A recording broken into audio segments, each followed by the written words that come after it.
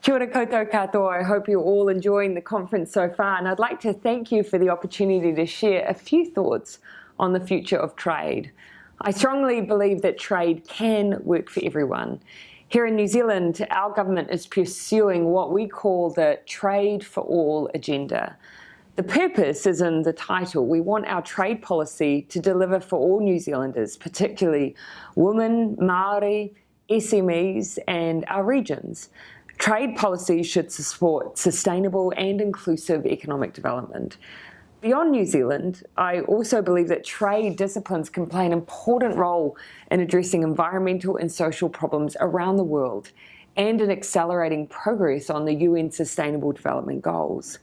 For instance, last year our government, together with 12 other countries, launched an attempt to eliminate fossil fuel subsidies. Elimination of these subsidies would help us mitigate the effects of climate change and the global crisis it presents. It is estimated that removing these subsidies could reduce global carbon dioxide emissions by almost 10% by 2050. We're also leading the charge globally against subsidies that lead to overfishing and declining fish stocks. We continue to press the case on these issues, and your support for this effort will be crucial. These are urgent and pressing issues. Global problems require global solutions, and there are some issues that can only be resolved through working together with other countries. Right now, we are all aware of the rise of protectionism around the world and the strain on the international rules-based system. Now, I understand the frustrations that are leading to these trends, but I reject the answers that some are providing of isolation and abandonment of global institutions.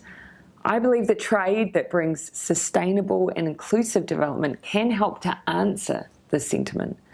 Now, one way to make progress on this is to secure trade agreements with high standards and a wide view of who stands to gain. For example, during my recent visit to Europe, I met with EU representatives to progress our free trade agreement, an agreement where we share high ambitions around labour and environmental standards. Finally, I'd like to share one more aspect of our approach at home. In May, our government will present the world's first wellbeing budget. Our starting point for the wellbeing budget is that while economic growth is important, it doesn't tell New Zealanders the whole story. We want to take a much broader approach that looks at New Zealanders' lives and wellbeing alongside important economic indicators. I think that success by these measures will help to build the social license we need for open and rules-based global trade. With that, I want to thank Fairtrade for the invitation, for your input into our Trade for All consultation, and for the work that you do to better the lives of others. I also want to wish you all of the best for the rest of the conference and encourage you to make the most of the opportunities to engage with government on these issues. The future of trade is important not just for New Zealand and Australia, but for the world that we live in. Tēnā koutou, tēnā koutou, tēnā tātou katoa.